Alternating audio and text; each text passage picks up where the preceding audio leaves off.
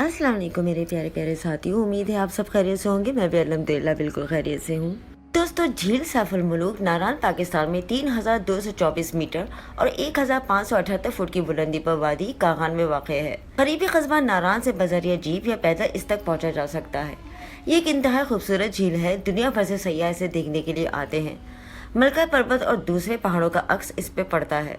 साल के कुछ महीने इसकी सतह पर बर्फ जमी रहती है। सैफ अल मुलूक इस्लामाबाद से 257 किलोमीटर के फासले पर बर्फ पोश पहाड़ों और आसमानों को छूती चोटियों में घिरी सतह समंदर से 7500 फुट बुलंद और 800 मुरब्बा किलोमीटर रकबे पर मुहित दुनिया की वो खूबसूरत और जन्नत नज़ीर वादी में वाक़ है, जिसे वादी कागान के नाम से पुकारा जाता है।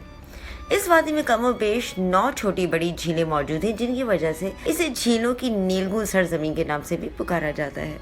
वैसे तो इस वादी का चप्पा चप्पा दिलकश और कुदरत के हसीन नज़ारों से माला माल है, लेकिन झील सैफ अल मुलूक को वादी कागान का झूमर कहा जाए तो बेजाना होगा, क्योंकि इस झील का शुमार दुनिया की चंद सहर अंगेज झीलों में किया जाता है। नारान शहर से 9 किलोमीटर दूर और वादी कागान के इंतहाई शुमाली सिरे पर सतह समंदर से 1578 फुट बुलंदी पर वाक़ झील सैफ अल मुलूक 3 अतराफ से बर्फीली चोटियों में घिरी हुई है। कहा जाता है कि ये झील 3 लाख साल पहले उस वक्त वजूद में आई जब वादी कागान का तमाम इलाका बर्फ से ढका हुआ था और एक बहुत बड़े बर्फानी तोदे ने टूटकर इस दरिया के पानी को रोक लिया, जो झील के ऐन वस्त से गुजर रहा था। ये दरिया दौरे हाजिर का दरिया कन्हार है, जो अब भी अपने पानी का बड़ा हिस्सा इसी झील से हासिल करता है। प्याला नुमा झील सैफ अल मुलूक की लंबाई 1420 फुट, चौड़ाई 450 फुट और औसत गहराई 50 फुट के लगभग है। इसके ऐन अगम में मलका पर्वत बर्फानी लिबादा ओढ़े अपनी खूबसूरती और जोबन का नज़ारा करा रही है। 17,390 फुट बुलंद इस पहाड़ को आज तक कोई सर नहीं कर सका। बाज़ लोगों के ख्याल में ये सिर्फ एक पहाड़ है। कुछ इसे बदिउल जमाल का आशिक वो सफ़ेद दियो करार देते हैं, जिसे सैफ अल मुलूक की बद्दुआ ने पहाड़ में तब्दील कर दिया था, जबकि कई एक का कहना है कि 360 परियों का गोल इसी पहाड़ से उतरकर झील में गुस्ल के लिए आया करता था। उन्हीं में से एक बदिउल जमाल भी थी, जो बाद अज़ा सैफ अल मुलूक के दामे उल्फत में गिरफ्तार होकर दुनिया की अजीम रोमानवी दास्तान में अमर हो गई। झील सैफ अल मुलूक की वजह शोहरत इसकी खूबसूरती से ज्यादा वो रोमानवी दास्तान है जिसने इसी के शफाफ पानियों में जन्म लिया था। यही वो झील है जहाँ दास्तान नवीसों, शायरों और मकामी लोगों के मुताबिक सैफ अल मुलूक नामी आदमजात और बदिउल जमाल नामी परी की मोहब्बत परवान चढ़ी और फिर अपने मंतक़ी अंजाम को भी पहुंची। मकामी किस्सा गो झील सैफ अल मुलूक की सैर के लिए आने वालों को शहजादा सैफ अल मुलूक और परी बदिउल जमाल की दास्तानें मोहब्बत सुनाकर पैसे भी कमाते हैं। मकामी दास्तान गो और झील पर सयाहों को घुड़सवारी कराने वाले अफराद का कहना है कि अब भी चांद की हर 14वीं शब परियों की झुरमट इस झील पर रक्स और गुस्ल के लिए उतरते हैं।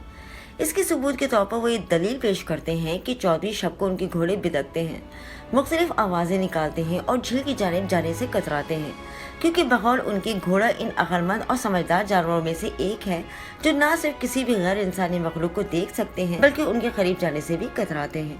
इसके अलावा झील सैफ अल मुलूक से 8 किलोमीटर दूर नारान के मेन बाजार के अक़ब में एक गार वाक़ है।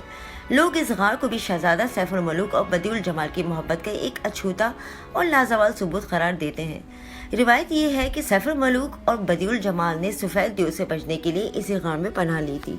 झील सैफ अल मुलूक से मंसूब रोमानवी दास्तान का मरकजी किरदार शहजादा सैफ अल मुलूक हज़रत ईसा की पैदाइश से लगभग 866 साल कबल बरसरे इक़्तिदार मिस्र के बादशाह का बेटा बताया गया है, लेकिन बाज़ हज़रात ने इसे दिल्ली का शहजादा भी लिखा है।